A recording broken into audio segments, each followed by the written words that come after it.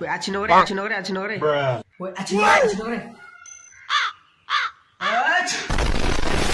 Llore.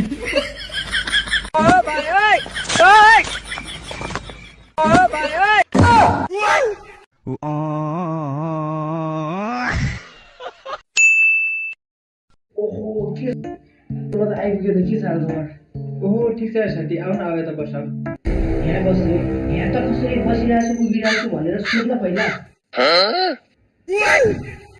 हेर केटो तेरो दाइ कहिले पनि तल बस्दैन बस्ने भनेको सधैँ माथि